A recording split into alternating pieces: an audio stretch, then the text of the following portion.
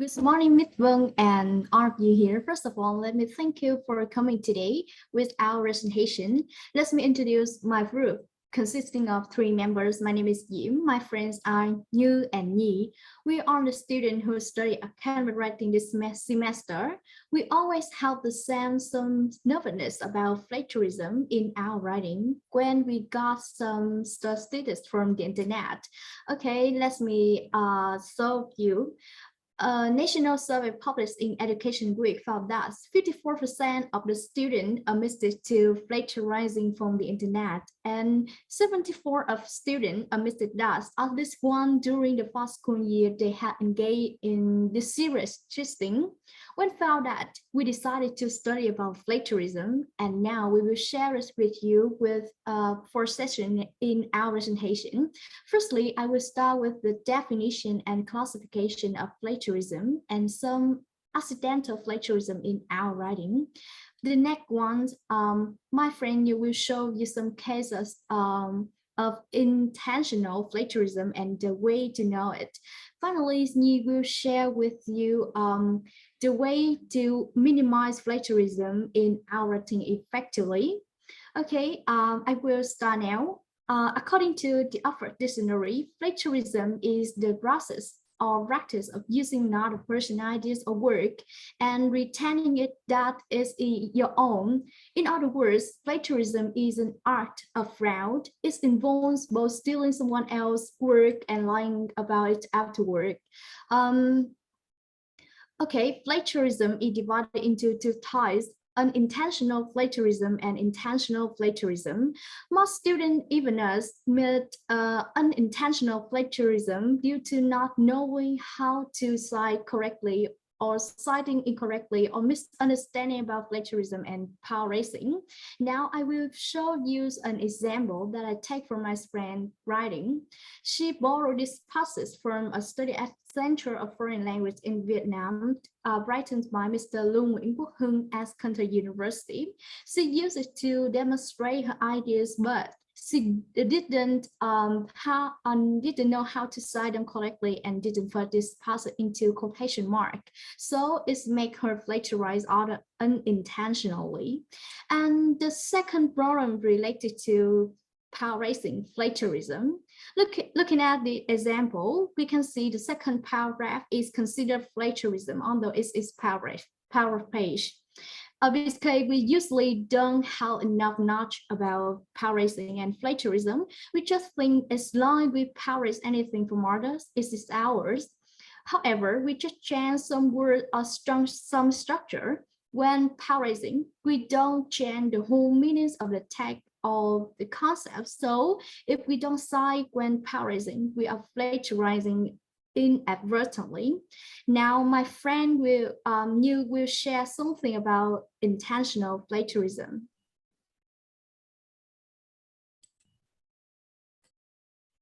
So intentional plagiarism is not only presenting someone else's ideas, research, or works at your own.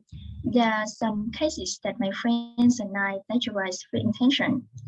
Firstly is global plagiarism. It means passing off an entire text by someone else as your own work. Secondly is verbatim plagiarism. It means directly copying and pasting someone else's works into your own work without attribution. Thirdly is paraphrasing plagiarism.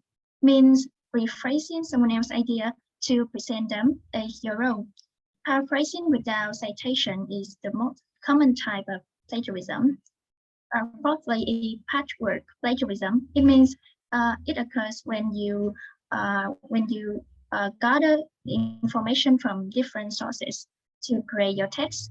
And finally, a self-plagiarism means recycling your own past work. By now, most of us recognize that plagiarism is wrong, but we still do it. I will give you four reasons. Firstly, lack of confidence. This reason is mentioned the most, particularly in academic environments. We are under pressure to get a good grade, but unsure of our writing ability. And so we are likely going to be tempted to plagiarize. Secondly, lack of time, full time management of or lack of focus. we might find ourselves in a situation where we don't have enough time to finish a text and certainly don't care on laziness. Some of us simply do not care about the text at hand or are not motivated to complete it. And finally, we don't think we will get caught. Due to advanced technology, this is a decreasing reason, but it still exists. Many plagiarize simply because we feel that we won't get caught. And next, my friend Nhi will continue our presentation. Now, I will share with you some tips, some way to avoid or to limit the trend of plagiarism. The first one is to take note carefully. I think that more people or more students ignore this state, but it is extremely important because when we want to write something, we need to find out the material or information supporting our writing. So after a long time, we don't know which one is our and which one is others. So please take note or write voting at any word or phrase that don't belong to you. And the second way is to understand plagiarism thoroughly. At the beginning of the score, you may not understand well about plagiarism, but after a long time you get immersed into this environment, you must know it well so that you can remove your ignorance or your misconception, and then you can avoid unintentional plagiarism. And the next one I want to introduce to all of you is to use voting. Voting here also consists of using a quotation mark for direct original text, such as a definition or a thing in the original text that is so powerful that no word can change it.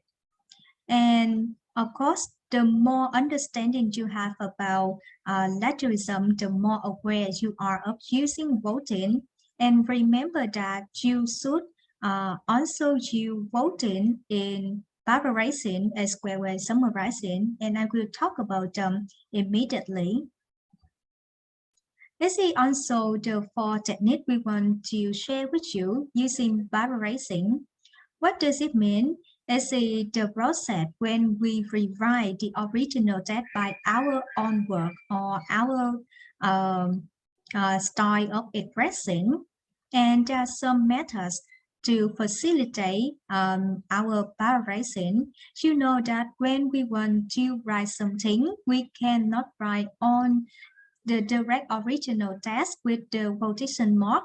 So plagiarizing is another option for us. And the first method I want to share is to use synonyms. Be careful to this method because it is not easy as what we think. It's a little bit harder because all synonyms may not be changeable to each other. You can look at the three examples here.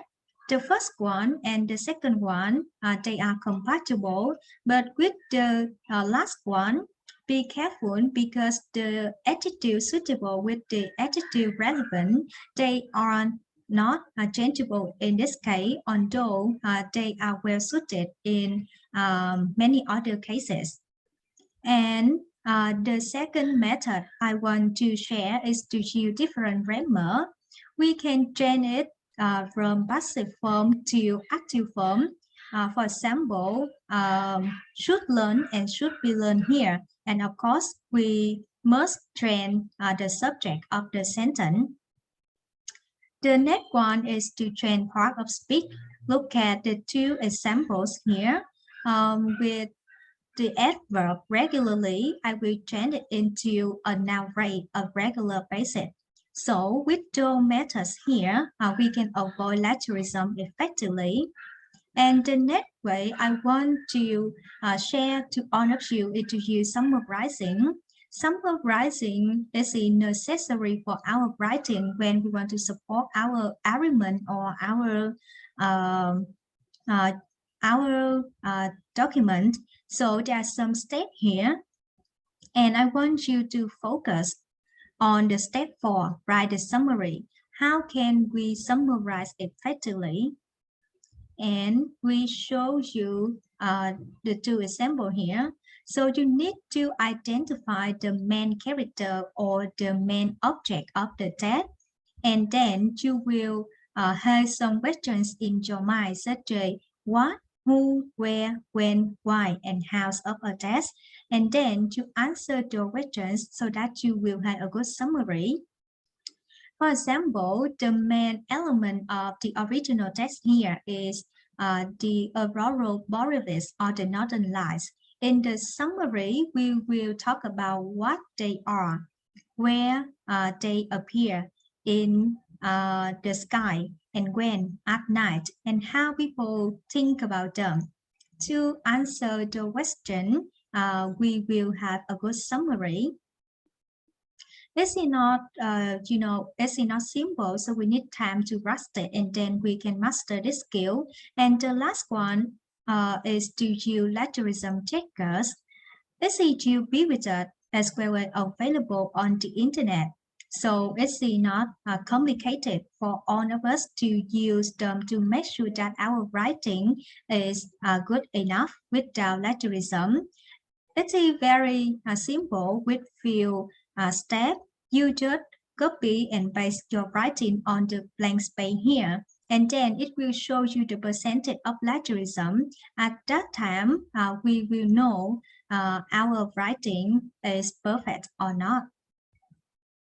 So let us summarize what we share with you. We talk about the plagiarism, its definition, as well as classification. The next one is some common cases of unintentional and intentional plagiarism. And the last one is the way to limit or to reduce the chance of plagiarism. We hope that our presentation is useful to all of you. And now I will end the presentation here. Thank you for attention. And if you have any question, don't hesitate to ask us. We put our email addresses here. If you have any question, feel free to send email to all of us. Thank you.